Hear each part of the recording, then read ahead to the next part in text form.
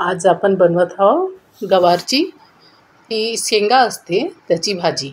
ही फार छान लागतं आणि त्याचबरोबर अगर आपण अशा तरीकेने जर बनवत असेल तर ती भाजी बरोबर म्हणजे आपल्या भाकरीसोबत खूप छान लागतं आणि त्याचबरोबर अतिशय टेस्टी रुचकर लागतं.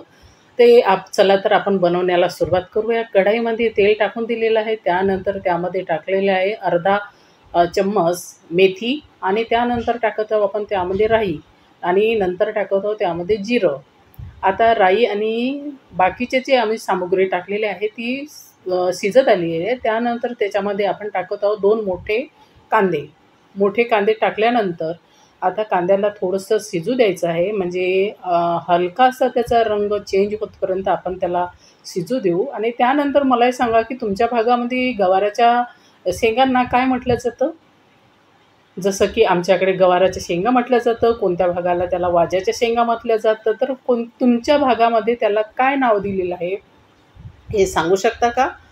आता बघितलं आपण तर कांद्याचा जो रंग आहे हा चेंज झालेला आहे. त्यानंतर आपण अद्रक, लसूण हे जे खलबत्त्यामध्ये मी बारीक केलं होतं, म्हणजे खूप जाडसर नाही आणि खूप बारीक पण नाही, मीडियम त्याला बारीक केलेलं आहे. त्यानंतर त्याच्यात टाकलं आणि आता त्यामध्ये टाकत आहोत आपण टमाटर टाकलेले आहे आणि यांना थोडंसं शिजू देत आहोत. म्हणजे ते पूर्ण एकजीव होऊन जातील आणि त्याचबरोबर आता शिजत आलेले आहे ते. आता आपण त्यामध्ये टाकूया मसाले. धने पावडर टाकलेला आहे. अगदी घरगुती पद्धतीने जे आपल्याकडे असतं त्या सामुग्रीमध्ये आपण ही टेस्टी आणि रुचकर भाजी बनवू शकतो. हळद टाकलेली आहे, त्यानंतर तिखटचं पावडर टाकलेलं आहे आणि मीठ टाकलेलं आहे, कारण की जेणेकरून मसाले जे आहे लवकरात लवकर शिजून जातील आणि एकजीव होऊन जातील. त्याकरिता आपण आता यांना शिजू द्यायचं आहे. छान एक वाफ आलेली आहे. आपले मसाले कमी जास्तपर्यंत शिजून गेलेले आहे. त्यानंतर गवाराच्या ज्या शेंगा होत्या त्या शेंगांना मी थोडं बॉईल केलेलं होतं आणि बॉईल करून म्हणजे गरम पाण्यातून काढलेल्या होत्या त्या शेंगा आणि त्यानंतर चांगल्या तऱ्हेनं मिक्स करून घेऊ, म्हणजे मसाला पूर्ण शेंगांना लागून जाईल, एकजीव होऊन जातील त्या शेंगा.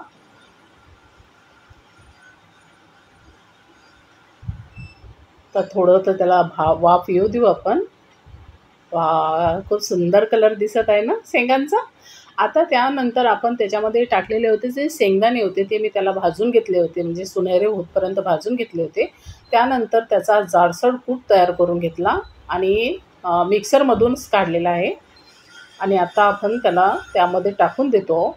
पूर्ण ज्या शेंगा आहे हा फार छान दिसून राहिला आणि एकजीव झालेला आहे मसाला.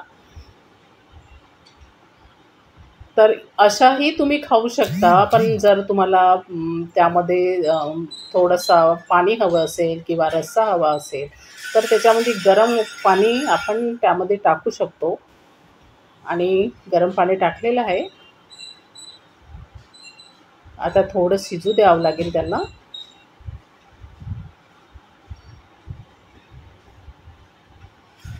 छान दिसून राहिलेल्या आहेत त्या शेंगा, फार छान दिसून राहिल्या आणि सुगंध पण खूप छान येत आहे त्या भाजीचा.